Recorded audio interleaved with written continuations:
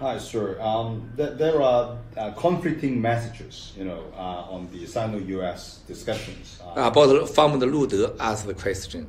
Social media. Yeah. The question is from Mr. Lude. So President Pence was saying that there will be no deal, but President Trump was saying the reverse. So what exactly is happening? Here's, I think, the important thing to keep in mind. Vice President Pence's speech at the Hudson Institute. Every blogger, every commenter, I think every citizen of China should read it and study it, because it's probably the most significant, important speech has been given about American-Chinese relationships in 50, 60 years. What he said is that we understand that we have a very close relationship with the Chinese people, a very close relationship with the country of China.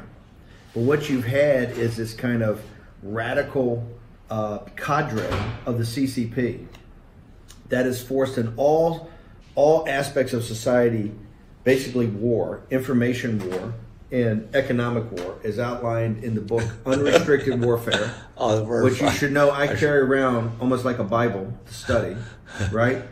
I study this all the time. These are my notes, right? That says that the American government and the American people understand China's not the enemy, the Chinese people are not the enemy, but a radical element of the CCP is the enemy. And all forces of our government, information warfare, economic warfare, will be arrayed against them, as personified by the trade deal. Now, President Trump is one of the master negotiators in the world. And he understands that Wang Qishan and others around him in that cadre are trying to play games and trying to put up for the stock market, right? Of which people have to understand the CCP is trying to manipulate the stock market, right? They're buying on days that they say the Americans are closer to a deal, and they're selling on days that Americans are not close to a deal. It's all a game, okay? And sophisticated people, the Lighthisers and the Navarros and the people leading those negotiations know it's a game.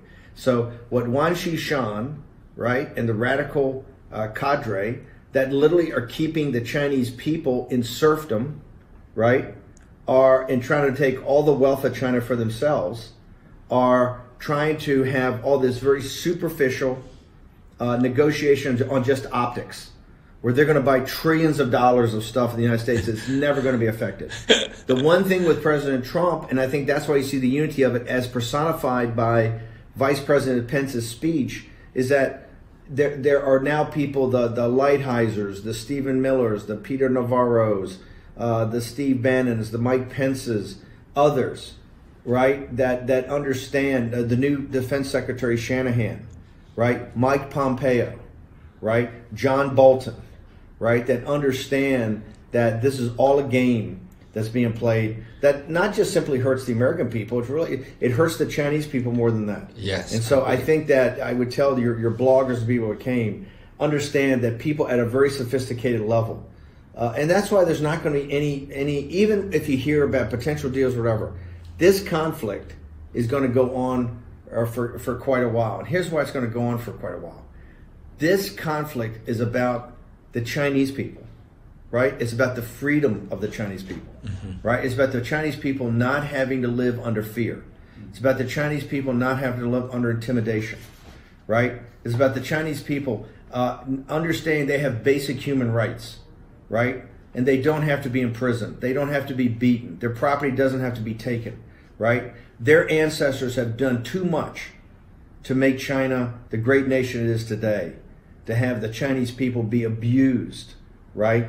Terrorized, right? Imprisoned, maybe even killed or committed suicide by a totalitarian dictatorship run by radicals like Wang Qishan and President Xi. And so I think that they should, view it in that entire context. 100% correct. I think, sir, many Chinese want to know your opinion. This is very helpful. Thank you very much. I think 路德 is really happy. 路德呀，专为你采访了半农先生。今天是1月19号，现在是下午几点 I think it's the 130啊，1.30供你使用啊。谢谢班农先生。Like for example, those Chinese entrepreneur or political people, right? So how to protect them? Like for example, they are arrested by Wang Qishan, or some of them their assets are confiscated by the Chinese government, like what they did to Mao. So how to protect them? How to help them? Like a political asylum, and then any ways to help them? What's your suggestion? I think it's number one, the absolute exposure of what's happening to them on a world platform. That you just like the press conference, you're setting the narrative for what this story is and the injustice that's happening to them at the hands of an unjust government, right? Mm-hmm. So number one, it's telling their story with complete clarity. Yeah. So everybody understands their innocence and what the government's done to them, right? Number two, I think, is to use all means necessary, right, in the governments of the West, and that would include not just the United States, but the United Kingdom, Switzerland, other like-minded countries. I think now Brazil, which I think would be a big partner of ours, to make sure we give them political asylum, right?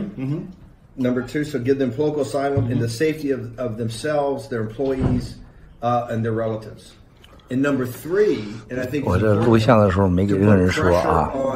international financial institutions in those countries, like the international investment banks, the international commercial banks, the International Monetary Fund, the IMF, the World Bank, to put pressure on China, and specifically in regards to and law firms and accounting firms that deal with China in regards to these people's assets have been stolen, so they get their assets back. So I think it's threefold. Number one, to tell their stories and to make sure the whole world understands this, right? For pressure on China. Right. Number two, it's political pressure by getting them asylum, political asylum for them and their families. And number three, it's financial pressure by putting pressure on the collaborators. And let's say what they are: the banks, the law firms, the accounting firms, the commercial banks, the investment banks, the hedge funds, the private equity funds, the venture capital funds are in partnership for these people being abused. And what we intend to do is to go to not just the funds, but the sources of their money, to go to the union funds, the teachers funds, etc., and say, how can you give to this private equity fund? How can you give to this hedge fund? How can you give to this bank that's supporting a government that does this to innocent people, particularly innocent people that have accomplished something in life, commercially, about building a business, of building assets. This is one of the key things of the rule of law fund. Right. Yeah. 你说说吧。 Does that work? Yeah. Yes. Fantastic. This I want. 他说呢，这个首先第一呢，要把这些事情、这个故事、这些很完整的跟全世界公告，把这个人 sustainable things continuously, yeah. And then we will have to keep all the information strictly confidential. Yeah, with code names, information will be stored environment without internet connection. So make sure that people are, comfortable. Total confidentiality. Yes. Okay, I love that. Yeah. So management structure, we have directors and also the management. Yeah. So the directorship is a charitable position. Yeah. Directors emoluments of $1 per annum. Yeah. Directors we you have the two process. The first time is 3 director. Later we have the 5. Then 7. Okay. So directors we have the director liability insurance covered. Yep. Directors, the D&O. D&O, yes, exactly. And the directors' traveling accommodation expenses spent directly related to the activities of the organization will be reimbursed. Okay. The daily operation of organization is managed by the board of directors. Okay. The term of each director is 2 years, and each director could apply for re-election after the expiry of terms. So 2年期 to have a summary procedures for political asylum and residency. So, and also the second thing is to assist them, to protect them, and also assist them. Basically, the action plan is to provide them financial assistance, legal advice, bodyguards, accommodation, something like that. We could discuss whether, we could give them some money. But this is Okay, the third thing is to promote exposure of corruption and illegal activities. Hang on, I'm just catching up here. Okay, Hang on. Okay. Yeah, the objective and action. I got plans. yeah. Okay. Protect their assets. Yes.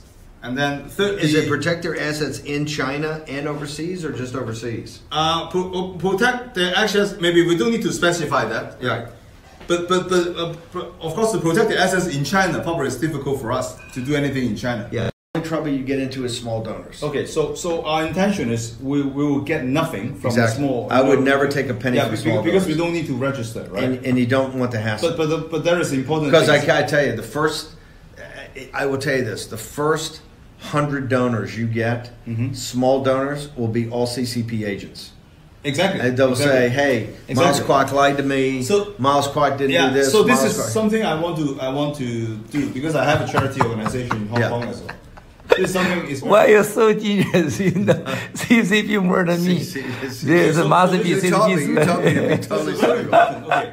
So for the members, could we I love you. make it as a two-class members? One is a voting members, one is non-voting. You don't need voting members. Don't do that. You don't. You have a No, but the point is who elect the directors? It's supposed to be members elect the directors, right?